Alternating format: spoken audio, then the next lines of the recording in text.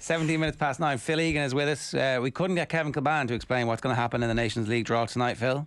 He's currently unavailable, so you'll have to do. And frankly, I expected a much more competent job. Yeah, Owen's all over it, in fairness. I'm just looking at the teams that I'd like Ireland to get.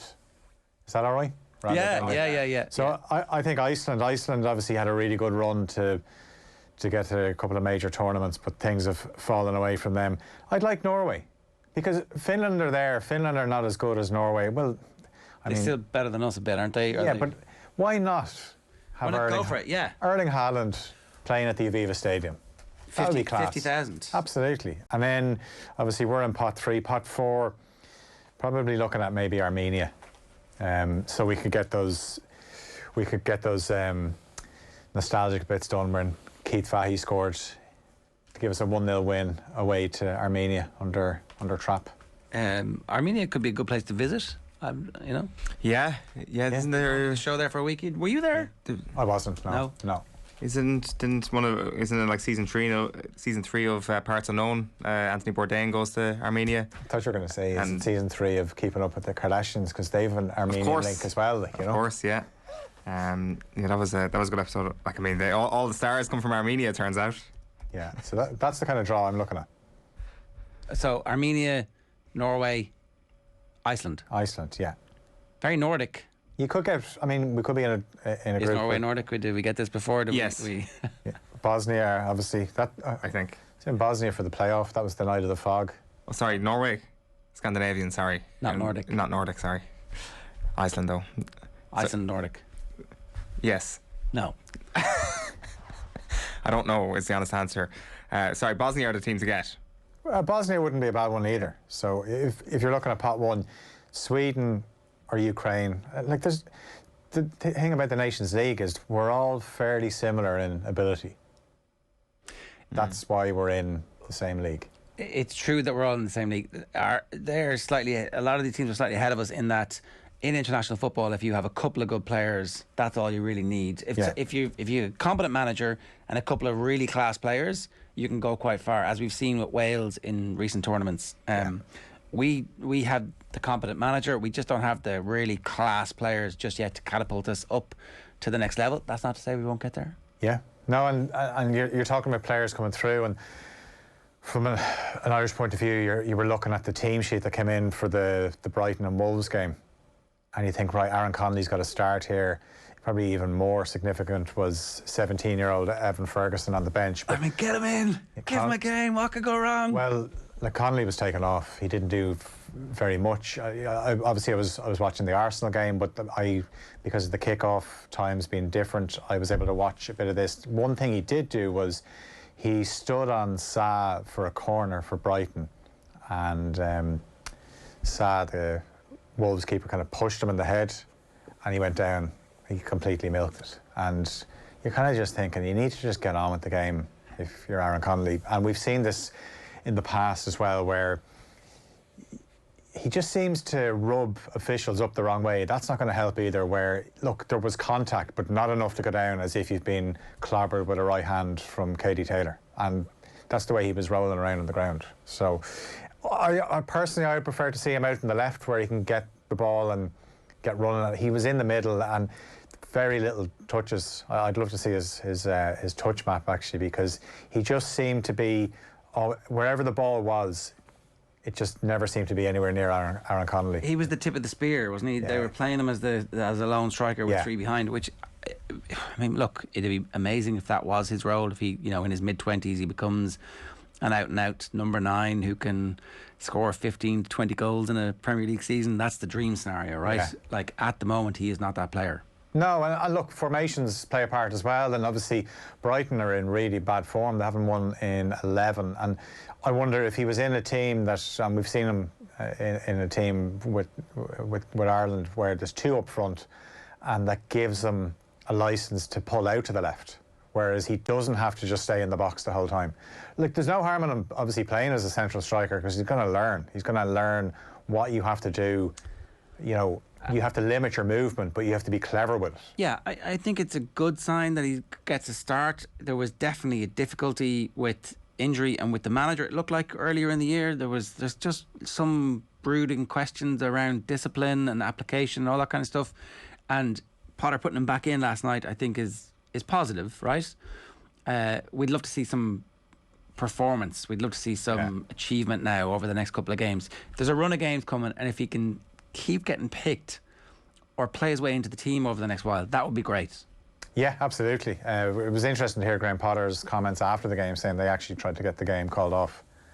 And this is the problem now that, and Jurgen Klopp alluded to it yesterday, he wants to know basically how many players in a squad have tested positive, because you hear that there's a certain amount of cases in a squad, but we don't know if it's players or staff. We're told it could be 4 players, 3 staff, but some clubs are getting games called off and then others aren't.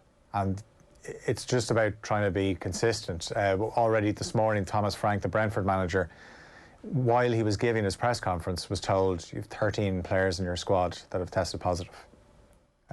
So he's now asking for their game against Southampton to be called off. Obviously, they were meant to play Manchester United on Tuesday. That game was pulled. So I would be saying, well, not a little bit, I'm very concerned that there's games that are getting called off and this is going to become more common. And what are the Premier League going to do? Are they going to start taking fans out of stadiums again?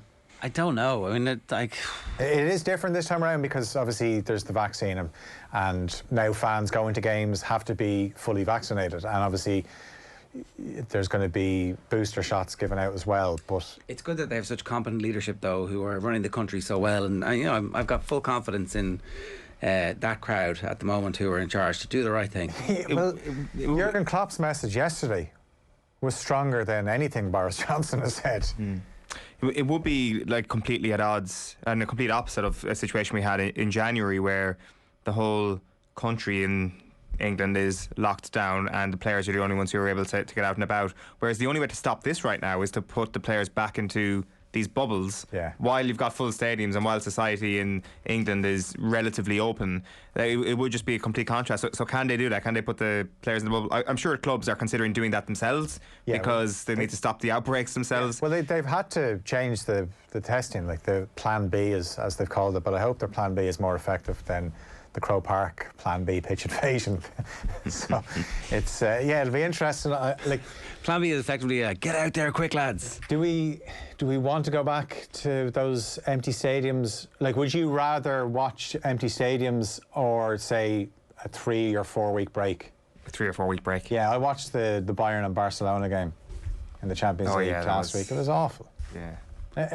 Like, it was bad enough that you're watching such a great club like Barcelona completely struggle and get outplayed, but then it's all meaningless. Meaningless, even though it wasn't in terms of what was on the line. They won't take the 3 or 4 week break, though, as we know, because of exactly. Yeah, that's because why the World Cup next year, and we haven't even talked about the Africa Cup of Nations. Where does that lie in all of this? It looks like it might not be happening. There's definitely very strong reporting coming from various French outlets that conversations have already started about scrapping it. So Liam Scales played the full game again last night. We were talking a little bit earlier on. He played against Betis, played against Joaquin, who's literally old enough to be his dad. He's getting games. He's in the team. So it's not every game. There was definitely. Last night was his first league start, and look, Celtic are actually they're just ravaged with injuries. And they had their team last night against Ross County had several defenders. But no, it's great that he's getting in, because I wonder in his head, did he know going over after finishing the season with Shamrock Rovers where he was going to fit in, or like how long would it take him to get a run in? It was a massive result for Celtic to score in the 97th minute, because they're 4 points in it. But if there are 6 points in it, then 6 points doesn't sound like much, but in Scottish football it's huge, because Rangers can relax. Yeah. And they can start playing football as opposed to, we need to defend this now, and completely psychological shift. How far away is he from an Ireland squad? How far away is he from playing for Ireland? What does he need to do over the next 6 months, 12 months? How long will that take? Well, he's been in Ireland squads, and obviously Stephen Kenny knows him from when he was the 21s manager, and I actually think that's a position that's up for grabs. I know the whole debate about Doherty and Coleman playing in the same team, and actually the night in Portugal it worked well when they were playing on opposite flanks, but McLean has played there. Enda Stevens he's not at the same level he was a couple of years ago when he was playing in that Sheffield United team in the Premier League, and he had a consistent run of games because he's had injuries. So I think that left back is certainly a position Stephen Kenny would be willing to try. And we're obviously the Nations League, we're talking about it. We know that Stephen Kenny has said that he wants to win the group. So it will be interesting to see what kind of team selections he goes with in the Nations League later in the year or next year but there's serious points on the line, because you can't turn around and say, I want to win the Nations League, and then, before the first game, you're playing an experimental side saying it's about blooding new players. I think Stephen Kenny's already done that. He's blooded the players. Now it's a case of trying to get them into the side. But if it's only one or two positions because players are unavailable, then there is going to be an opportunity for somebody like Liam Scales. Do we not need to check our kind of expectation on that Nations League thing a little bit? Well, let's see. Chances are we'll be third favourites. Let's see what the group is, though. Yeah, what I'm saying is he wants to go for it. He wants to pick. He wants to treat the games like they're qualifiers. Yeah. Not like the previous Nations League campaign. But then again, the previous Nations League campaign was completely hit by COVID, where it was a case of you can pick from a certain squad, but he was losing players left, right and centre, some of them even just a couple of hours before kick-off. So. What about Will Smallbone, who started last night as well, got an hour? You saw a bit of that. So I thought he was very eager in a positive sense. It's not, sometimes you kind of watch these Irish players get in their break and they can be a little bit passive for the game, passes them by. Not Will Smallbone, really. No, and it's great to see him back in after the knee injury, and he was getting Premier League game time under Hassan Hüttl before the injury. Probably more so out on the right. I don't think that's his best position, but when you're a young player and you're told there's a role for you in a Premier League starting 11, you don't say, boss, I want to actually play in the middle. You take, and again, I'm very much a believer in, if you're playing in positions that you're not that comfortable in, that's never the worst thing, because you can learn a lot from it in terms of just managing 90 minutes and responsibility. And yeah, that's the Ajax way. Yeah.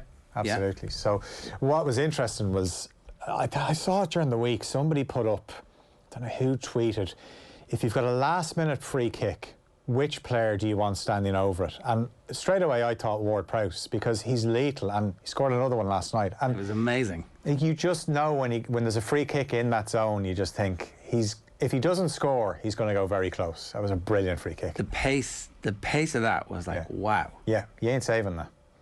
Absolutely sensational stuff. So one last thing we should talk about is Sergio Aguero and the career that he had.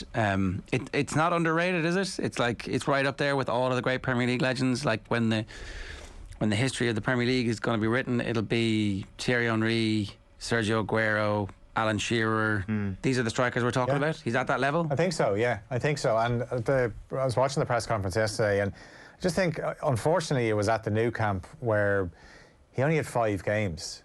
And, Pep Guardiola was one of those sitting there in the crowd. And it was a tough watch, because they played a montage of some of his best goals. They included his one goal for Barca, which came in Clásico. I was there. Yeah. Well, sorry, I actually had to leave for a flight before he scored the goal. So I was going to say, you could have said that. Did you really have to leave for a flight? I did. Is that the actual story? Yeah, I actually did. Did you catch this flight? The flight? Hey. Yeah, the flight. Yeah, I was there in plenty of time and all. But I just thought he was there having to watch the montage, and it just almost reminded me of the night that Andy Lee was in this studio after announcing his retirement, having to listen to a montage Richie put together where, he had tears in his eyes, and Aguero was sitting on the stage having to watch this. And people would say footballers, look, they have a privileged life, they earn millions and millions, they don't have to worry about it, but he'll never play football again, and I wouldn't say that's even sunk in for him yet. But obviously Manchester City is, a lot of people remember him from that, but why did he get his move to Manchester City? Because he was unbelievable for Atletico Madrid as well. But I think he'll definitely go down as one of the greats of Premier League strikers. I wonder, like there is certain players, like English strikers will probably get more recognition, but Aguero was... Who are you picking ahead of him for your for your five sides? Henry. Apart from that, right? So, but any English strikers? I mean, I'm not picking Harry Kane ahead of him. I don't think. Definitely not. And that was probably who I was alluding to. Right. That as good as Harry Kane is, he's nowhere near as good as Sergio Aguero was. Yeah, like we were talking about, like central strikers. I mean, the only attackers that you'd have ahead of him other than Henry for sure would be Ronaldo and Salah, in terms of people who have played in the Premier League. Yeah. Alan Shearer is definitely very underrated if you're not putting him in that company. Yeah, no, it's like, I mean, for me, I think there's a debate to be had there between Shearer and Aguero. I mean, it would be amazing to have seen Alan Shearer play for a team that was really good. Like, that's the problem, right? For a sustained period of time. Yeah, there's obviously the Blackburn short period, and then there's a bit where Newcastle are okay, but like Aguero played in the best team with the most resources for the entire time he was there, and had the best manager. Imagine having seen what he says he doesn't care about it. You think Shearer could have got to 300 goals or something like that? I think so. Shearer would have won 3 European Cups with Man United. They would have been unstoppable if he'd signed for Man United. Not even a question for you guys. Shearer's ahead of Aguero, 100%. Like Shearer's across all of the best aspects of Harry Kane and Aguero in terms of the finishing and the explosiveness and the brute force and like the heading ability. He's got like it's a whole game. And look, I know I saw Wayne Rooney included on some of those lists, and as good as Rooney was, and probably a different type of player in terms of being able to do more damage outside the box and having that ability. But if you're talking, I think Henry kind of covers that position. If you were picking if it was dream team stuff. But I said it was a tough watch, and it'll be interesting to see what he does now. I mean, does he want to be a coach? Does he want to go into punditry? So that is the end of Aguero. Any thoughts on Pep being there when Aguero's dad said Pep should shut up and stop crying crocodile tears? Oh, this is when you think of there was a row. Season. Yeah. Like Pep's making peace. It was very strange watching Pep there. Yeah, going back to Barcelona, obviously. I thought the setting. Obviously, look, he's on the books of Barcelona when the retirement the unfortunate retirement happens. But it probably would have been more fitting if it was at Manchester City. It was a small enough group there, but. Yeah, you kind of feel Pep in Barcelona isn't done yet either, isn't it? No, it feels that way. Let's see who Xavi signs. If Xavi signs all of the players he's being linked with at the moment, you'd be like, this is not going to end well. Phil, good stuff. Thanks very much. Thanks. It's 9:35 this morning. Here's what's coming up on OTB Sports Radio today. OTB Gold, Mick O'Connell at 80. That's a few years ago now. That was our celebratory interview with Mick that you should listen to for the crack. 2 o'clock is live the Snap. They'll be talking about Urban Meyer, who got sacked overnight by the Jacksonville Jaguars. Leaders' questions with Stuart Lancaster at 3. Our retro panel is When GA Meets Basketball at 4. And OTB Gold tonight is Sonia O'Sullivan, and the lads are live tonight, where Nathan can put his money where his mouth is when it comes to reminding John Giles about the 7-0. That is our lot this morning, but stay tuned because we have a brilliant piece for you now. This is Red Bull Racing's Patrick Harding, who is the performance coach for Alex Albon on the Red Bull team tomorrow. Rugby with Alan Quinlan, Dara McElhenney, the Irish athlete, and a crappy quiz, which I won't be part of. Oh, and happy Christmas to you. You're interested in being on that panel? You will be a part of? Panel. Do you want to be on the crappy quiz tomorrow? No. Okay, sorry. Okay, well then happy Christmas to you too. I'm rejecting you. Many happy returns to you. It's too late. Jeffrey Linehan says good morning from Chicago. It is indeed a very good morning to you because it's quite late now at this stage, Jeffrey, but thanks very much for being with us. Anyway, here is Patrick Harding from Red Bull Racing. Enjoy.